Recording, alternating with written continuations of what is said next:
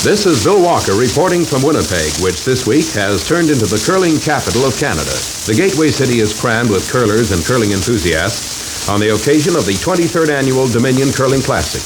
And witnessing the best curling in Canada during this week has been quite a sight and quite an experience, as any of you who have ever had the good luck to be on hand for past performances well know. Curling in Manitoba has, for the past 7 or so days, somewhat shaded the hockey picture in the Keystone Province in many quarters, but now that the brooms and stones have been shelved by a goodly number of the devotees of sport, the lens is focusing on the junior hockey scene.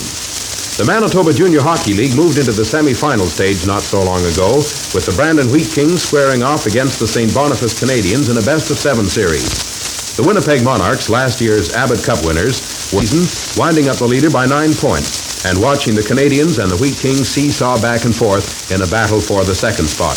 Finally, it was Brandon in second place by a 3-game margin over the Habs on the final tally, and the fight was on. For the first 2 games, it was fairly close, the scores being Brandon 6-5 and Canadians 3-2 overtime. Then the lad who watches over the Brandon net, Ted Gilchrist, a Winnipegger, who, by the way, was a doubtful starter at the beginning of this season, pulled off a rarity in Manitoba junior hockey. He picked up 2 shutouts in a row as the Brandonites went ahead 3-1 on 5-0 and 2-0 scores. The 5th game at Brandon was all for the hometowners as the Wheaties won handily 8-3. Riley Mullen is very happy about his Wheat Kings and is counting on several players to take him into the Western semifinals. Ted Gilchrist, the aforementioned goalie. Frank Arnott, a defenseman who was an exceptionally slow starter this year, but who of late has settled down to inspirational hockey, leading the Kings to their final victory in the semis with a 6-point effort. Del Toffel, the league's leading scorer and a great boy on any club, and his partner in goal-getting, Bun Hubchick. On the other side of the junior scene, we have the Winnipeg Monarchs, a team that perennially is a powerhouse when the blue chips are in the kitty.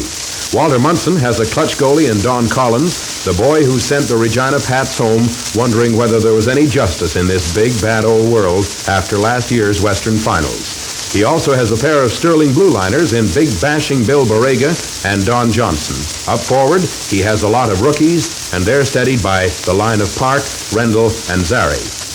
The Winnipeg Monarchs have quite a Memorial Cup record, having won it in 1935, 1937, and 1946.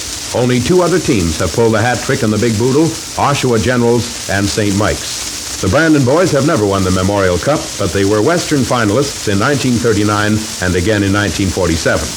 On past performances and on league play this season, the handicappers called the Monarchs to take the league title and advance past the Thunder Bay League winners to the Western Final. That's the obvious thing to do. But I'll take even money either way myself. The best-of-7 series starts Saturday night, March the 8th in Winnipeg. Going into the future, regardless of who wins the Western title, it looks like it'll be the East again this year come Memorial Cup time. They're loaded with power, a little bit too much, I'm afraid, for any Western club, no matter how determined to overcome. But being a good, solid Westerner from a way back, I hope I'm wrong. If it was 160 below outside and football games were outlawed in Canada, you'd still have people talking about the gridiron or related subjects 12 months in the year. Here in Winnipeg, a ray of hope is appearing in the deep darkness that has settled on the old town low these many years, the darkness being brought about through Winnipeg's lack of a decent stadium for the fall sport. As a matter of fact, a site has been chosen and plans have been made for the construction of a new sports center in the Manitoba capital to replace the prehistoric amphitheater and Osborne Stadium. The proposed location is directly north of the Hayburners Haven Polo Park, where the nags gallop happily about in the sunshine months. The football stadium would call for an immediate construction of a 10,000-seat concrete stand and portable steel bleachers for another 5,000. Provision is made for expansion up to 30,000 and even 60,000 seats as time goes by. Along with the football field would be a baseball field, a track, and adjoining 12,000 customer hockey rink. The big problem? Steel. So although the planners are working at this very moment, they're faced with this critical shortage that prevents an immediate start on construction. Now, if any of you sport fans listening have an old steel factory you're not using, ship it to Winnipeg COD. And when you come to town to watch the Blue Bombers play next fall, you won't have to sit in each other's laps. And now this is Bill Walker standing in for your regular reporter, Jack Wells, who is vacationing in Florida and paying for Hialeah Racetrack on the $2 installment plan, bidding you a pleasant good night from the gateway to the Golden West, Winnipeg.